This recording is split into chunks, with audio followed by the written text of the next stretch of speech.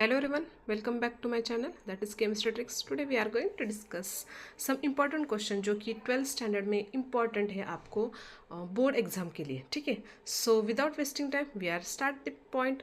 First one, which of the following is not a property of solid. अब देखो इसमें से क्वेश्चन क्या है, which of the following is not a property of solid. First option क्या है यहाँ पे, solids are always crystalline in nature. B, solids have a high density and long compressibility. C, diffusion of solid is very slow. And D, the solids have a definite volume. अब देखो question में क्या जाए, विच of the following is not a property of solid, मतलब इसमें से solid की property कौन सी नहीं है. अगर आप फर्स्ट ऑप्शन देखोगे, solids are always crystalline in nature, ऐसा बिल्कुल नहीं होता है. Solids are crystalline as well as amorphous in nature ना. ओके, दोनों नेचर में होता है. तो इसके हिसाब से अगर देखोगे तो option A is correct. What is the option of this question? That is option A is the correct of this question now. Okay. Now let's see second question. Diamond is an example of first, solid with hydrogen bonding. B, electrovalent solid. C, covalent solid. And D, that is glass. Actually diamond जो है वो best actually किसका example है? This is the best example of a covalent solid. So what is the option of this? Option B is the correct of this now.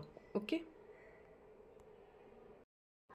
Next question number third, what is the hybridisation of carbon atoms in fullerene. तो यहाँ पे options क्या है, that is first sp3, B option sp, C option sp2 and D option है यहाँ पे dsp2 sp3 ना. तो यहाँ पे आप अगर देखोगे तो देखो what is the hybridisation of carbon atoms in fullerene है.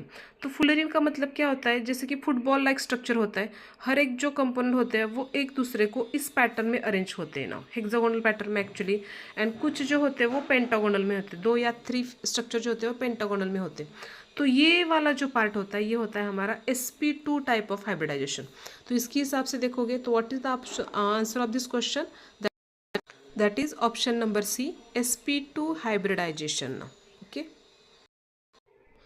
now let's see next question number 4. In a face center cubic cell, an atom at the face contribute to the unit cell. अब देखो question क्या है, face centre unit cell में number of atoms कितने हैं. देखो first क्या है option, that is 1/4 part. B option क्या है 1/8 पार्ट. सी ऑप्शन है 1 पार्ट. एंड डी ऑप्शन है यहाँ पे 1/2 पार्ट. तो इसमें अगर आप देखोगे तो फेस सेंटर्ड का मतलब क्या होता है, जो हमारा एटम है कोई भी वॉट एवर एटम, तो यहाँ पे अगर मैंने ये एटम यूज़ किया है तो इसका फेस जो है वो आपको देखना है. Consider this is the face now, ये वाला जो पार्ट है ये मैंने फेस लिया. ठीक है, तो यहाँ पे अगर आप लोगे तो यहाँ पे जो नंबर ऑफ एटम्स होगा वो कुछ इस पैटर्न में अरेंज होगा. हाफ जो पोर्शन होता है वो बाहर की तरफ होगा और जो हाफ पोर्शन है वो अंदर की तरफ होगा. तो इसका मतलब क्या है, 1/2 पार्ट जो है एक्चुअली एटम का वो फेस में प्रेजेंट होता है. So according to this what is the option of this question, that is option D 1/2 part. What is the option of this question, that is 1/2 part of an atom. Next question number 5th, the interionic distance for calcium chloride crystal will be. Option A यहाँ पे a, option B है a/2, option C है √3a/2 है, option D है 2a/√3. तो देखो यहाँ पे कैलकुलेशन था, how to calculate the percentage efficiency. तो यहाँ पे देखोगे तो इसका आंसर जो है वो दैट इज आंसर सी है √3a/2. जो इंट्रायोनिक डिस्टेंस होता है कैल्शियम क्लोराइड क्रिस्टल में वो होता है हमारा option C, that is √3a/2. Next question number 6, the vacant space in BCC lattice unit cell is. अब वैकेंट स्पेस जो होगा वो BCC का मतलब क्या है, body centred cubic lattice unit cell. तो इसमें जो हमारा वैकेंट स्पेस होता है, वैकेंट स्पेस कितना होता है, देखो इसका वैकेंट स्पेस जो होता है वो होता है 32% और जो फुलफिल होता है वो होता है 68% ना. Okay, so what is the answer of this question, that is option B, that is 32% ना. Now let's see second question number 7th.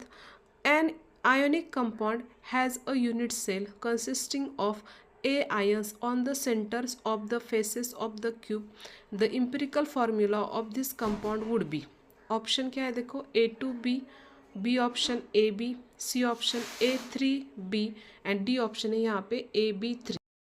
अगर आपको ऑप्शन लिखना है तो ऑप्शन किस पैटर्न में होगा? Ionic compound has a unit cell consisting of A ions at the centre of the faces. Face के सेंटर में एक्चुअली क्या है? ए आयंस प्रेजेंट है। The empirical formula of the compound would be. अब empirical formula निकालना है आपको। Phases है यहाँ पे, मतलब हमारे फेज कितने होते हैं? टोटल 6 फेजेस होते हैं। 6 फेजेस इंटू, एक फेज में अगर दोगे तो 1/2 पार्ट प्रेजेंट होता है हमारा फेज में। ओके, सो 6/2 अगर लोगे तो कितना आ रहेगा आंसर इसका? 3। तो इसके हिसाब से हमारा ऑप्शन क्या होता है? Actually D. समझ में आया why it is D option A B 3 now.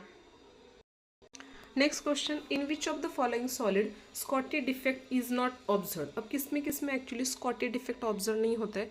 तो यहाँ पे फर्स्ट ऑप्शन है जिंक सल्फाइड, अनदर होता है NaCl, सी ऑप्शन है KCl एंड डी ऑप्शन है CaCl ना।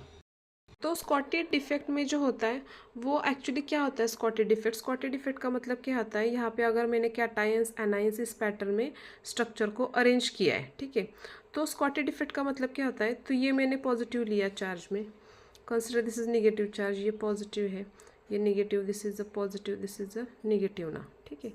तो यहाँ पे स्कॉटी डिफेक्ट का मतलब क्या होता है? Absence of one of the charge. इसका मतलब क्या होगा? Consider here is the charge but here is the absence of the ions, that may be a cation, that may be a anion. Now it's called as a Scotty defect. तो यहाँ पे Scottie defect जो होता है वो ZnS में जो होता है वो ऑब्जर्व नहीं होता है, बाकी स्ट्रक्चर में प्रेजेंट होता है। Okay, so according to this what is the answer of this question? That is ZnS। Next question, doping of silicon with boron leads to N type of semiconductor, P type of semiconductor, metal and insulator ना। Okay, तो इसके लिए आपको क्या करना पड़ेगा? अब यहाँ पे ग्रुप नंबर देखो, डोपिंग ऑफ सिलिकॉन है, so silicon belongs from group number 14th and boron it is belongs from group number 13th। अगर ग्रुप नंबर 14 में ऐड होता है that is the type of P type of semiconductor, और अगर group number 14 पे add होता है तो होता है N टाइप ऑफ सेमीकंडक्टर। तो ठीक है, तो अब यहाँ पे बोरॉन है तो बोरॉन का मतलब क्या हुआ? यहाँ पे जो आएगा वो आएगा P type of semiconductor. So what is the option of this question? That is the B ना। Next question, which type of solid crystal will conduct heat and electricity. देखो, अब कौन सा क्रिस्टल है जो हीट एंड इलेक्ट्रिसिटी को conduct करता है? तो ऑप्शन क्या है यहाँ पे? फर्स्ट आयोनिक, बी है covalent, C metallic and D है यहाँ पे मॉलिक्यूलर ना।